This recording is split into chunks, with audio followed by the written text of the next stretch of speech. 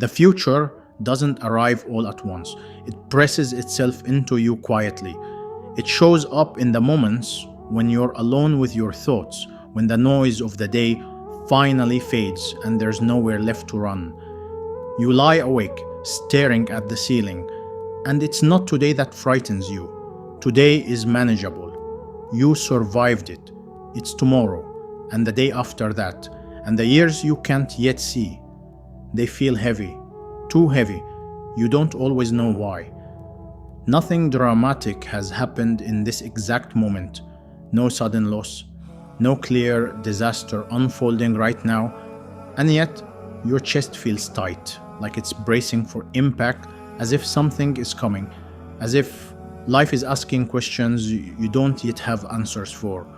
You try to imagine the future, and your mind fills in the gaps with fear, responsibilities, expectations, the mistakes you haven't made yet but already regret.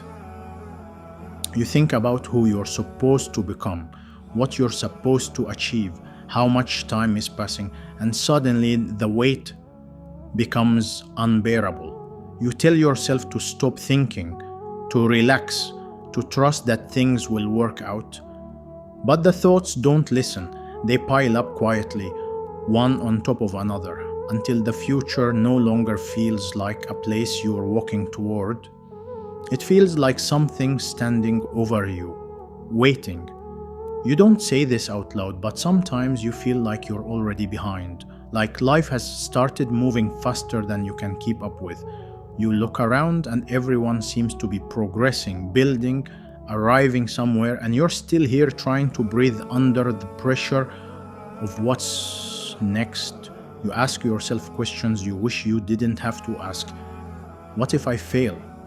What if I choose wrong?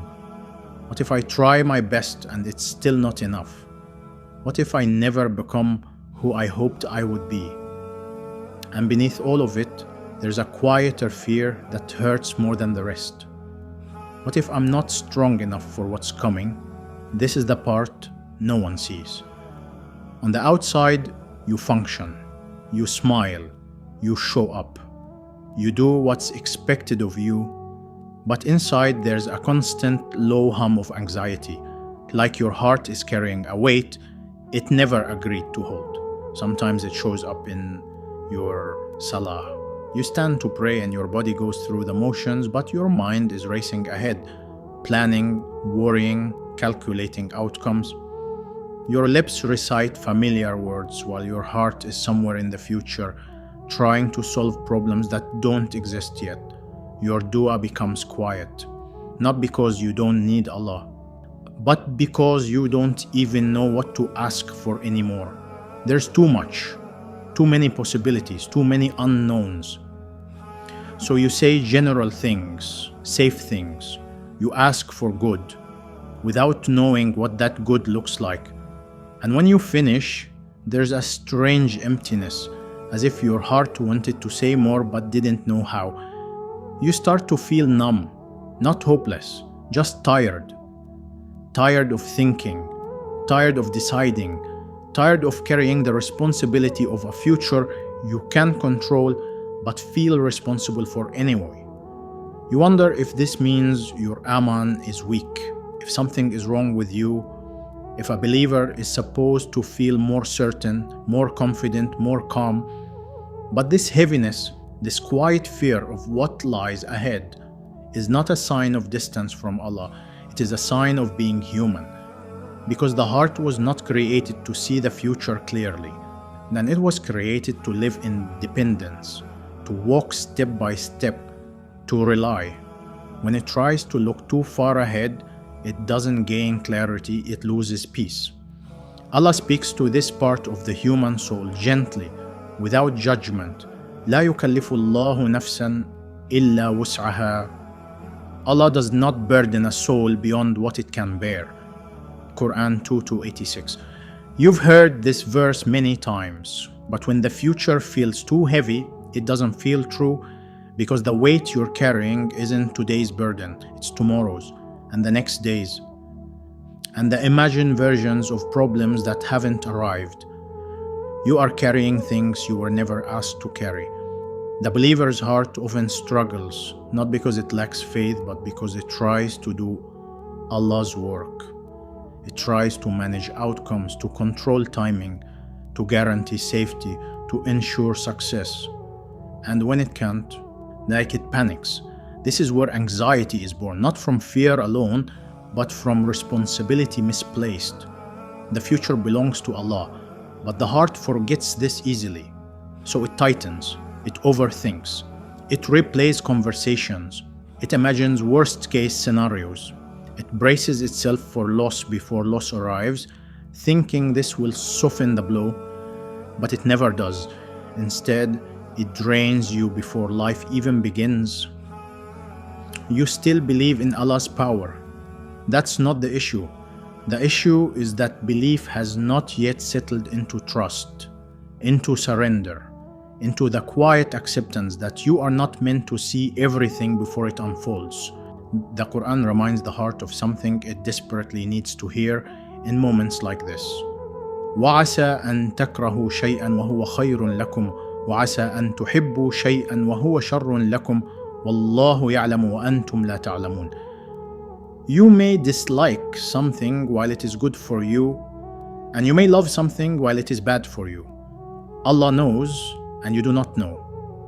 Quran 2:21-6. This verse doesn't dismiss your fear. It places it in context. You are afraid because you do not know, and you were never meant to. The pain comes from trying to live in a future you were designed to be guided into, not to control. And still the struggle continues, because knowing this intellectually doesn't immediately calm the heart. There is a battle inside you, quiet, constant, exhausting. On one side is effort, planning, preparation.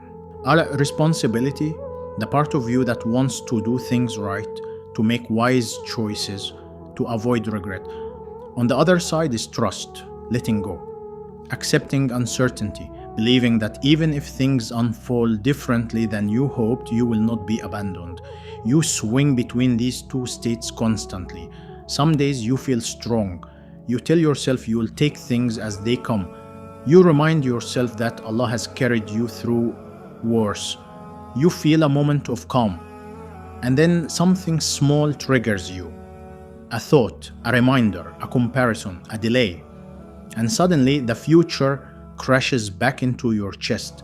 You feel the urge to regain control, to fix everything at once, to make decisions prematurely just to escape the discomfort of not knowing. But deep down, you know control is an illusion. The Prophet, peace be upon him, who was the most beloved to Allah, still faced uncertainty, still felt fear, still experienced moments where the path ahead was unclear, and yet his heart remained anchored.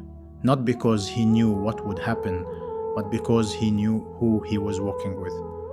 When he, peace be upon him, stood in moments of immense pressure, he didn't say, "I know how this will end." He said, "Hasbi Allahu wa ni'mal wakil." Allah is sufficient for me, and He is the best disposer of affairs. And this is not a phrase of certainty about outcomes, it is a declaration of surrender. True tawakkul does not remove effort, it removes panic. It does not mean you stop planning, it means you stop obsessing over results.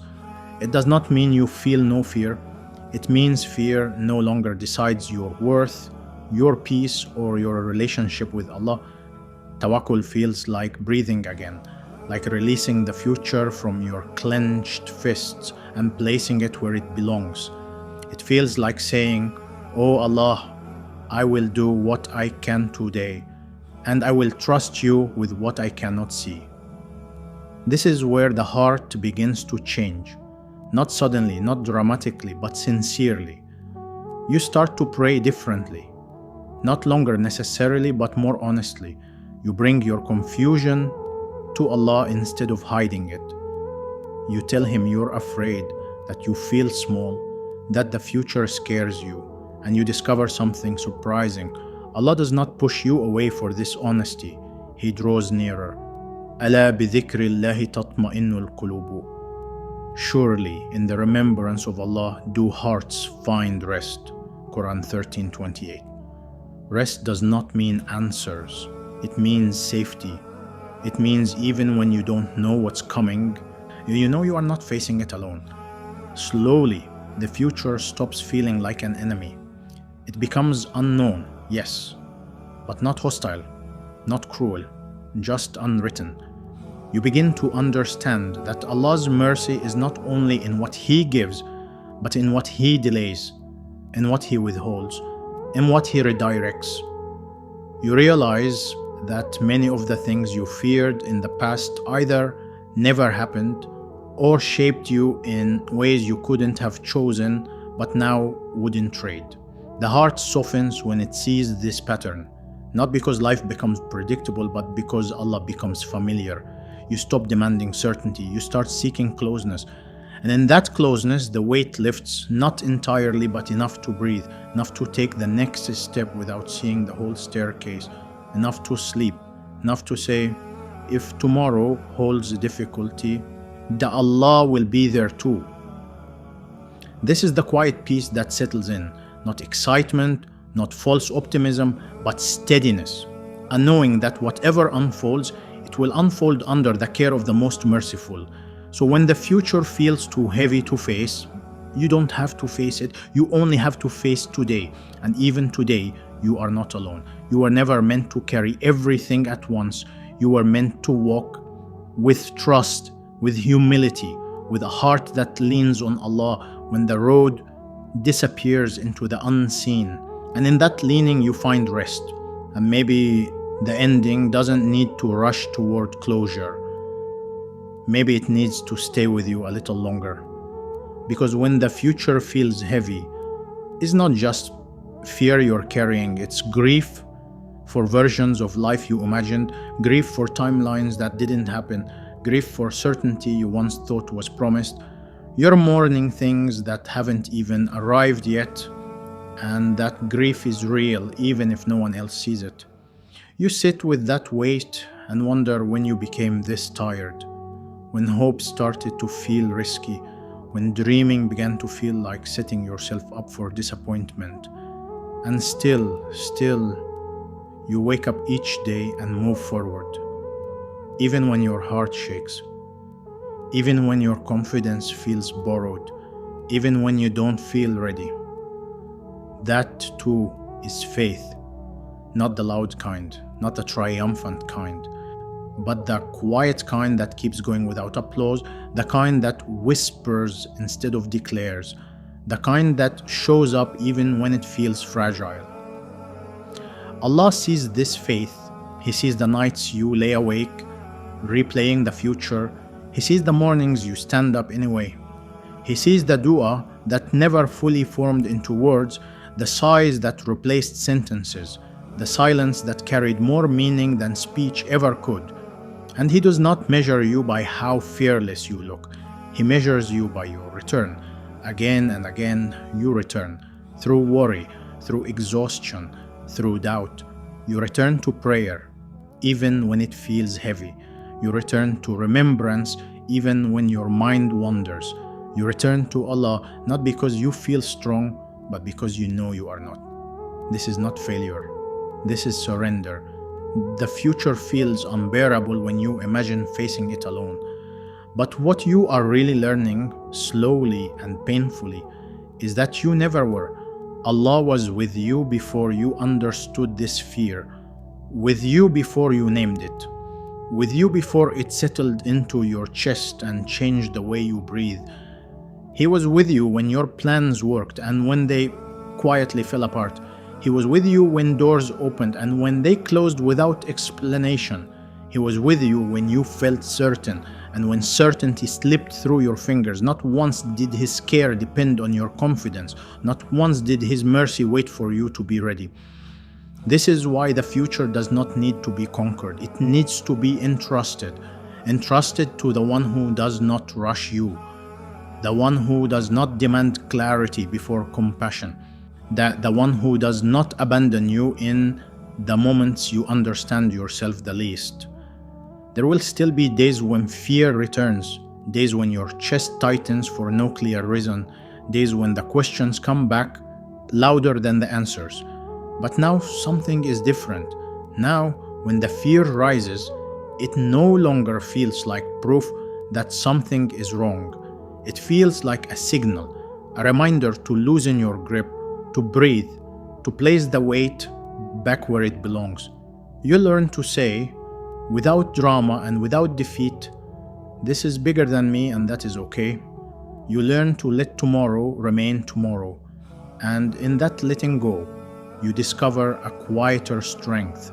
Not the kind that predicts outcomes, but the kind that trusts Allah with them. Not the kind that demands certainty, but the kind that finds peace in being guided step by step. So when the future feels too heavy to face, remember this: you were never meant to face it.